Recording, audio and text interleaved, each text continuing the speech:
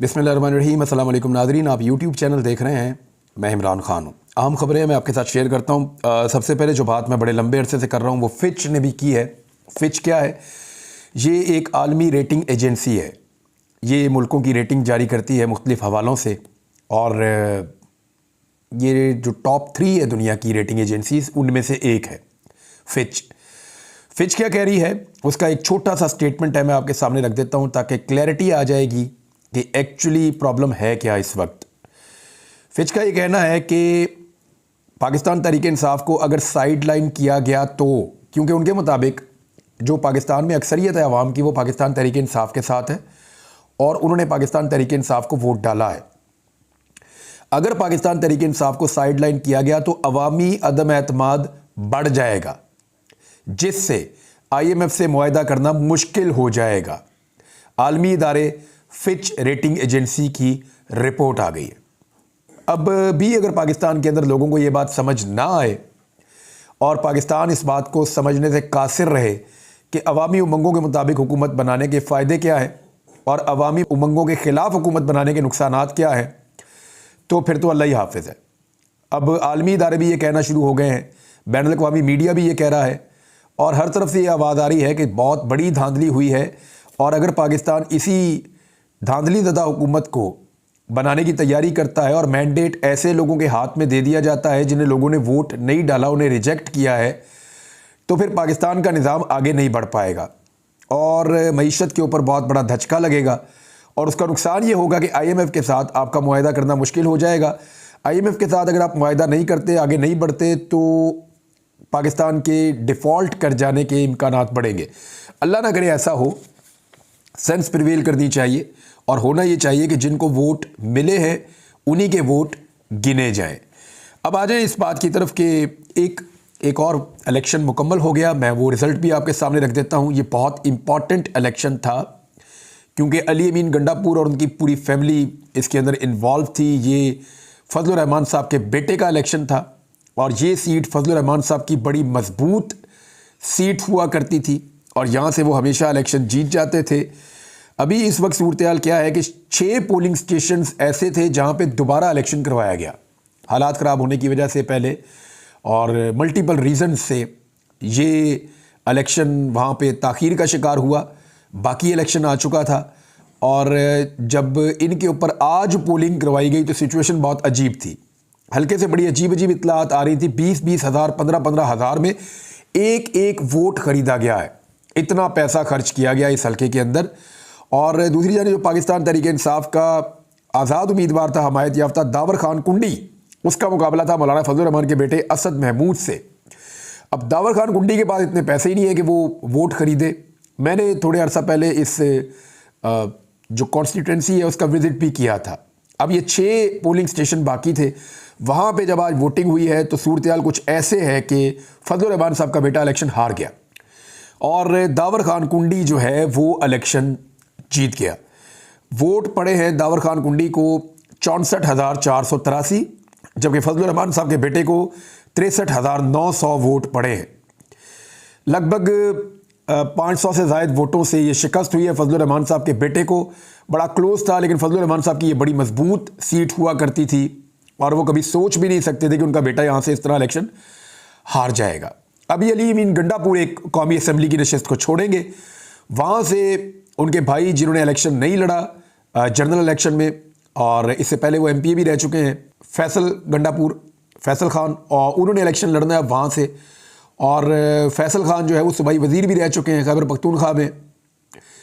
अब MNA का election Faisal Khan को लड़ना है और मेरे ख्याल में दोबारा फजलुर रहमान साहब का बेटा उनके मद्दे मुकाबिल आएगा उस सीट पे जहाँ से अली अमीन गंडापुर ने मौलाना फजलुर रहमान को शिकस्त दी थी। वो भी एक बड़ा इंटरेस्टिंग इलेक्शन होगा आने वाले दिनों में, देखते हैं उस इलेक्शन का क्या बनता है। लेकिन ये इलेक्शन एक मरतबा फिर फजलुर रहमान साहब ने बेशक एस्टेब्लिशमेंट को बहुत लताड़ा, बहुत सारे स्टेटमेंट ऐसे दिए जिससे उन्होंने बहुत सारे पोल खोल दिए, लेकिन पब्लिक में पजीराई नहीं मिली और उनके बेटे इलेक्शन नहीं जीत पाए। दूसरी जानिब फजलुर रहमान साहब इसका रिएक्शन क्या देते हैं, ये एक बड़ा सवाल है। क्या फजलुर रहमान साहब पहले से ज़्यादा अग्रेसिव हो जाएंगे या फजलुर रहमान साहब अपने मौक़िफ़ को बदलेंगे? ये चीज़ें हमें एक आधे दिन में पता चल जाएंगी। अगर उन्होंने कोई इंटरव्यू दिया और कोई नए कट्टे खोल दिए तो पता चलेगा कि फजलुर रहमान साहब किस रास्ते पर चल रहे हैं। पाकिस्तान तहरीक इंसाफ के लिए थोड़ी सी अच्छी खबर यह है कि उनके बंदे आज़ाद होना शुरू हो गए हैं। एक एक दो करके जो है वो लोग आज़ाद हो रहे हैं। गुजरात से खबर आई, वहाँ पे कुछ लोग आज़ाद हुए हैं, कुछ सेंट्रल पंजाब से लोग आज़ाद हुए हैं। लाहौर में एक दो लोगों की दोबारा इत्तला आई है, उनको आज़ाद कर दिया गया है अदालती फ़ैसलों के नतीजे में। तो अब ऐसा लगता है कि पाकिस्तान तहरीक इंसाफ के वर्कर्स ने जो बहुत सख्त और मुश्किल वक्त देखा था वो वक्त शायद ख़त्म हो रहा है और लोग बाहर आ रहे हैं। अलीम खान के मुकाबले में ज़ीशान नामी कैंडिडेट ने जेल से बैठकर इलेक्शन लड़ा था और अलीम खान साहब वो इलेक्शन जीत गए, लेकिन पाकिस्तान तहरीक इंसाफ का कहना है कि वहाँ पे धांधली हुई। अब ज़ीशान की आज रिहाई हुई है, निकलते ही उन्होंने अलीम खान पे अटैक किया है और वो ये कह रहे हैं कि इनके हलक से अपनी सीटें वापस निकालेंगे। लेट्स सी कि पाकिस्तान तहरीक इंसाफ किस तरीके से इस मूव को आगे बढ़ाती है। इस्लामाबाद से PMLN के लिए एक बहुत बुरी खबर है नवाज शरीफ साहब के लिए कि बड़ी मुश्किल से वो एक एक करके उनको सीट दिलाई जाती है, लेकिन इकट्ठी तीनों सीटें निकल गई मुस्लिम लीग नून के हाथ से इस्लामाबाद वाली। इस्लामाबाद हाई कोर्ट ने जो नोटिफिकेशन था कामयाबी का, PMLN के 3 उम्मीदवारों की कामयाबी का इस्लामाबाद से, वो मुअत्तल कर दिया है। पूरा इस्लामाबाद और इस्लामाबाद के सहाफ़ी ये गवाही दे रहे हैं कि यहाँ से इलेक्शन पाकिस्तान तहरीक इंसाफ के हमायत याफ्ता तीनों उम्मीदवार जीते हैं और 50-50 हज़ार की लीड से जीते हैं, जबकि PMLN के कैंडिडेट्स को यहाँ पे वोट नहीं पड़े। लाहौर में नून लीग के कायद नवाज शरीफ साहब को वोट नहीं पड़ रहे, तो वहाँ इस्लामाबाद में वोट पड़ने हैं, तो वहाँ इनको वोट नहीं पड़े और वोट ना पड़ने की वजह से ये बहुत पीछे रह गए। लेकिन धांधली करके PMLN के उम्मीदवारों की कामयाबी के नोटिफिकेशन जारी किए गए। अब अदालत आलिया ने, जो हाई कोर्ट है इस्लामाबाद की, उसने तीनों नशिस्तों के लिए इंतखाबी नताइज रोक लिए हैं, नोटिफिकेशन मुअत्तल कर दिए हैं। एक और बड़ी खबर वो ये है कि पाकिस्तान तहरीक इंसाफ ने अपने तमाम उम्मीदवारों को ये कह दिया और ये फ़ैसला हो गया कि सुन्नी इत्तेहाद कौंसिल, जो कि जमात है हामिद रज़ा साहब की, उस जमात के अंदर शमूलियत इख्तियार कर लें। अच्छा, शमूलियत इख्तियार करने की वजह क्या है? नंबर 1, ये सारे एक पार्टी के डिसिप्लिन में आ जाएंगे। जो भी आदमी उसके बाद बिकेगा या उसको ख़रीदने की कोशिश की जाएगी, सुप्रीम कोर्ट ऑफ पाकिस्तान के फैसले के मुताबिक उस पर डिफेक्शन क्लॉज लग जाएगी और वो अपनी कौमी असम्बली या सूबाई असम्बली की रुकनीत से फ़ारग हो जाएगा। यानी उसके बाद असम्बली की रुकनीत भी नहीं रहेगी और वो फ़ारग हो जाएगा और उसका वोट भी काउंट नहीं होगा अगर उसने किसी दूसरी पार्टी के हक़ में वोट डाला तो। लिहाजा जितने आज़ाद उम्मीदवार पाकिस्तान तहरीक इंसाफ की हमायत याफ्ता जीते हैं, वो सब के सब अपने बयान जमा करवा रहे हैं, बयान हल्फी दे रहे हैं और साहबजादा हामिद रज़ा साहब की जमात के अंदर शामिल हो रहे हैं। और इस तरह इनको दूसरा फ़ायदा ये होगा, एक तो ये सिलसिला रुक जाएगा ख़रीदो फ़रोख्त का, हॉर्स ट्रेडिंग नहीं हो पाएगी, बंदे अपनी पार्टी के डिसिप्लिन के पाबंद हो जाएंगे। दूसरा फ़ायदा पाकिस्तान तहरीक इंसाफ को ये होगा कि जो मखसूस नशिस्तें हैं ख़वातीन की और अक़लियतों की, ये बहुत बड़ी तादाद में, क्योंकि सबसे ज़्यादा सीटें पाकिस्तान तहरीक इंसाफ ने जीती हैं पाकिस्तान में, तो वो जो मखसूस नशिस्तें हैं वो इनको मिल जाएंगी। अब इसमें एक टेक्निकल चीज़ और सामने आ रही है, लेकिन जो कानूनदान है उनका ये कहना है कि कोई जमात मखसूस नशिस्तों के लिए दरख्वास्त या फ़हरिस्त जमा करवाए या ना करवाए, उसके पास ये राइट मौजूद रहता है और उसके बाद जितनी सीटें होती हैं उसके तनासुब से उसको मखसूस नशिस्तें मिल जाती हैं। तो अब जो है वो जमा करवाई जा सकती है दरख्वास्त और उस दरख्वास्त के मुताबिक सुन्नी इत्तेहाद कौंसिल को या पाकिस्तान तहरीक इंसाफ को उनकी मखसूस नशिस्तें मिल जाएंगी, जो अब तक की असेसमेंट है पाकिस्तान तहरीक इंसाफ की उसके मुताबिक। खैबर पख्तूनख्वा में इस जमात की एक भी सीट नहीं है, लेकिन कानूनदान और इलेक्शन कमीशन के सीनियर लोगों का ये कहना है, जिनसे बात हुई है, वो ये क्लेम कर रहे हैं कि कोई जमात अगर वफाक में मौजूद है और किसी एक सूबे में नहीं है तो सूबे में जीतने वाले उस जमात को ज्वाइन कर सकते हैं। इसके अंदर कोई ऐसी कदगन नहीं है कि वो नहीं कर सकते। लिहाजा पूरे पाकिस्तान में सुन्नी इत्तेहाद कौंसिल वो जमात है जिसको पाकिस्तान तहरीक इंसाफ के लोग ज्वाइन कर रहे हैं, नंबर 1। नंबर 2, कुछ लोगों ने फ़िरका वारियत फैलाने की कोशिश की। अल्लामा राजा नासिर साहब ने इस सारी कोशिश को तबाह बर्बाद करके रख दिया, क्योंकि इससे पहले ये कहा जा रहा था कि मजलिस वहदतुल मुस्लिमीन के अंदर जो है वो पाकिस्तान तहरीक इंसाफ अपने उम्मीदवारों को कहेगी कि उसको ज्वाइन कर ले। लेकिन उसके बाद बहुत सारी फ़िरका वाराना कोशिशें की गई, बहुत सारी अजीब अजीब बातें की गई और आज जब साहबजादा हामिद रज़ा साहब का नाम आया, क्योंकि एक मीटिंग हुई थी, पाकिस्तान तहरीक इंसाफ के लोग बैठे, दोनों उलमा भी बैठे हुए थे, कुछ और उलमा भी मौजूद थे वहाँ पे मीटिंग में, MWM और ये जो जमात है सुन्नी इत्तेहाद कौंसिल, ये सब लोग मौजूद थे उसके बाद पीटीआई ने एक मीटिंग की है शेरानी साहब की जमात के साथ भी, जो JUIS है शेरानी साहब की जमात, वहाँ पे भी उन्होंने मुलाकात की, उनके साथ भी बातचीत की। तो जो फ़िरका वारियत की कोशिश की जा रही थी, इमरान खान साहब ने शिया सुन्नी सबको एक लाइन में इकट्ठा कर दिया है।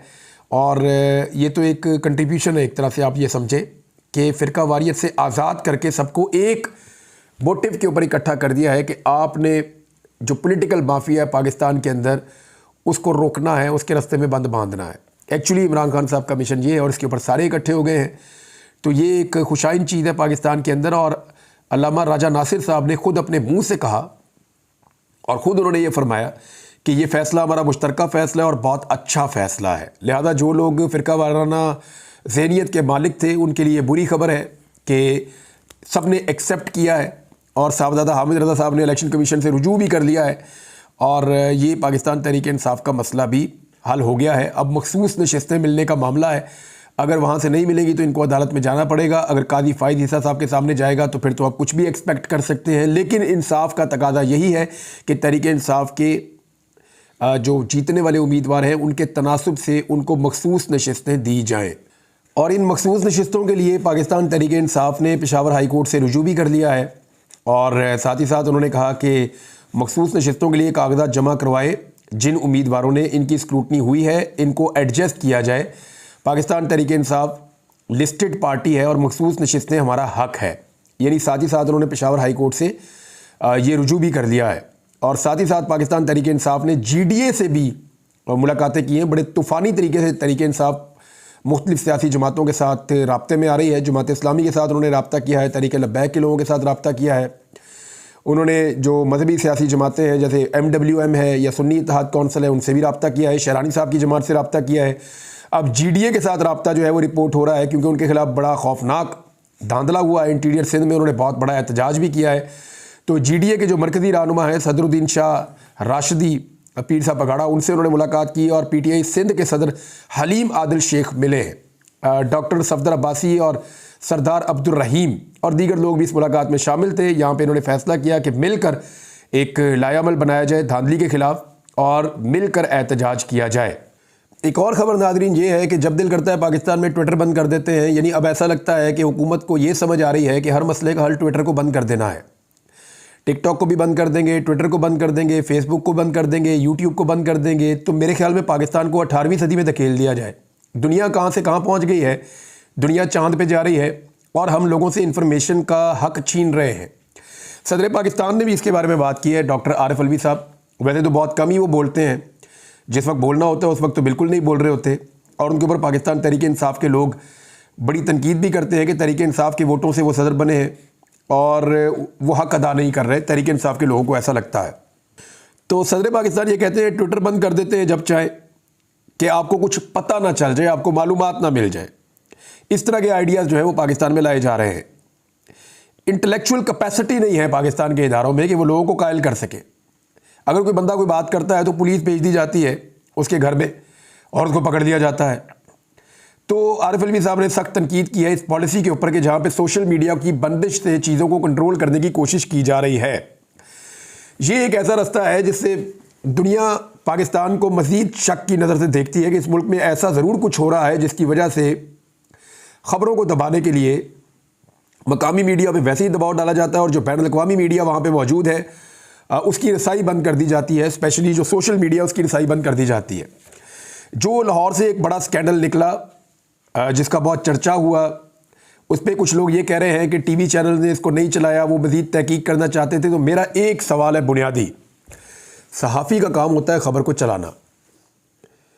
मिसाल के तौर पे वो ये तहकीक करना चाह रहे थे ना कि ये जो वोट वहाँ पे छप रहे हैं, ये वोट PMLN खुद छपवा रही है या किसी ने छपवाए हैं PMLN को फंसाने के लिए।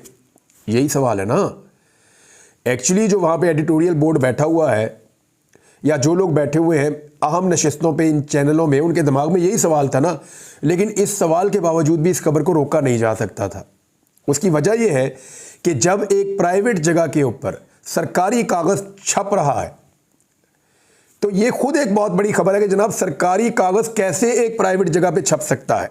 अब उसकी तहकीकात करवा लीजिए। हो सकता है कि जो दिखाई दे रहा है कि नवाज शरीफ साहब अपनी इज्जत बचाने के लिए धांधली करवा रहे हैं और ये जाली पेपर छाप रहे हैं, बैलेट पेपर। हो सकता है नवाज शरीफ को फंसाने के लिए कोई साजिश हो रही हो, लेकिन जो भी हो रहा है इस खबर को रिपोर्ट जरूर किया जाना चाहिए था। इंतहाई परले दर्जे की सहाफती बददयानती है कि इतनी बड़ी चीज़ आपके सामने आई कि एक सरकारी कागज़ एक प्राइवेट प्रेस के अंदर छप रहा है और आपके रिपोर्टर जान पर खेल कर जाते हैं और जाकर उसकी फुटेज बनाकर लाते हैं और आप उसको ये कहकर नहीं चलाते कि जनाब इसको भी देखना पड़ेगा। वो इसलिए कि कायदे मोहतरम जनाब मियाँ नवाज शरीफ साहब का नुकसान हो रहा है इस खबर के चलने में। तो ये सहाफती बददयानती है। हाँ, आप ये कह सकते थे कि जनाब पेपर छप रहा है, बैलेट पेपर छप रहा है, तहकीकात करवाई जाए। आप नाम ही ना लें नवाज शरीफ का, आप नाम ही ना लें और किसी चीज़ का, आप पीटीआई का भी नाम ना लें, लेकिन आपको ये ज़रूर कहना होगा कि जनाब पेपर छप रहा है जो गैर कानूनी है। एक गैर कानूनी चीज़ आपके सामने आई और आपने उसको छुपा लिया सिर्फ इस बुनियाद पर कि कायदे मोहतरम को उसका नुकसान हो जाएगा। तो मियाँ नवाज शरीफ साहब को कहाँ कहाँ बचाएगा पाकिस्तान का मीडिया और कब तक बचाएगा? पाकिस्तान में सोशल मीडिया तो मौजूद है ना, तो बेचारा बहुत मुश्किल हो जाएगा। वो दोनों सहाफ़ी काफ़ी परेशान हैं, लेकिन उन दोनों ने किसी किस्म की कोई खबर नहीं दी, ना दोनों ने ट्विटर पे दी, ना सोशल मीडिया पे किसी और जगह पे दी, बल्कि उन्होंने बड़ा मोहतात रवैया अपनाया, क्योंकि वो ये जानते थे कि इस तरह की खबर देने के बाद इसके आफ्टर शॉक्स कैसे होंगे। लेकिन ये खबर बाहर आ गई और अब खबर बाहर आने के बाद राब्ता भी मुश्किल हो रहा है दोनों सहाफ़ियों से। मैंने कोशिश की है, राय साकिब तो बिल्कुल छोटे भाइयों की तरह है, मैंने भी ऑडियो मैसेज भी उनको छोड़ा है, हो सकता है मेरा उनसे रब्ता हो जाए। मियाँ अली अशफाक का मुझे फ़ोन आया था, वो भी ये कह रहे थे कि ये एक सिचुएशन क्रिएट हो गई है, क्योंकि उनके भी ताल्लुकात हैं सहाफ़ियों के साथ, और देखते हैं कि इसमें होता क्या है। लेकिन इन पेपर्स को इस्तेमाल कहाँ किया जाता है मैं आपको ये बता देता हूँ। ये जो जाली वोट बनाए जाते हैं, ये डब्बों में भर दिए जाते हैं, और इलेक्शन कमीशन के अंदर जब आप दरख्वास्त देते हैं ना बतौर कैंडिडेट के मेरे साथ धांधली हो गई है, तो वो निकालते हैं डब्बे, खोल के वोट गिन के वापस बंद कर देते हैं और कोई काम नहीं करते। इलेक्शन कमीशन के पास ये कैपेसिटी नहीं है कि वो फॉरेंसिक ऑडिट करे, ये वो नहीं कर सकता, ट्रिब्यूनल में जाना पड़ता है। यानी कोई बंदा अगर ट्रिब्यूनल में जाएगा, ट्रिब्यूनल को एक्चुअली तो फैसला 3 महीने में करना होता है, लेकिन मैं आपको एक मिसाल दे देता हूँ, आपको सारी बात समझ आ जाएगी। इलेक्शन कमीशन के पास कोई जाएगा, वो ये जाली वोट निकाल के सामने रख के गिन देंगे, जनाब ये देखो इनके इतने और आपके इतने, लिहाजा ये जीत गए। इलेक्शन कमीशन लिख के दे देगा जी उनको नोटिफाई हमने कर दिया है। अब आप दोबारा ट्रिब्यूनल में जाएंगे और आप जाके अदालतों के दरवाजे खटखटाएंगे, आप कहेंगे यार हमें इंसाफ दें, आप हमें इंसाफ दें, आप वोटों को चेक करें, ये वोट जाली है जो इसके अंदर से निकले हैं। तो जाली वोट को चेक करने के लिए क्या होगा, उसका फॉरेंसिक ऑडिट होगा। उसके बाद टीमें बैठेंगी, जो टेक्निकल लोग हैं वो बैठेंगे और वो चेक करेंगे कि अंगूठे का निशान, वो चेक करेंगे सीरियल नंबर, वो चेक करेंगे कागज़ की क्वालिटी, वो चेक करेंगे टेम्परिंग, वो चेक करेंगे स्याही का इस्तेमाल कि ये वाला पेन कौन सा था, ये कौन, हर चीज़ वो चेक करेंगे। और जब वो सारा कुछ चेक कर लेंगे तो उसके बाद वो एक रिपोर्ट जारी करेंगे। लेकिन वो तो काम होना ही नहीं है। क्यों नहीं होना, फॉरेंसिक ऑडिट क्यों नहीं होगा और कैसे नहीं होगा, वो मैं आपको अब बताता हूँ। एक इलेक्शन था जो शेख वकास अकरम साहब ने लड़ा 2018 में, वो इलेक्शन वो लूज़ कर गए, हार गए। उसके बाद उन्होंने इलेक्शन कमीशन से कहा तो इलेक्शन कमीशन ने भी उनकी बात नहीं सुनी, वो ट्रिब्यूनल में चले गए। ट्रिब्यूनल ने इसका फैसला करना था 3 माह में।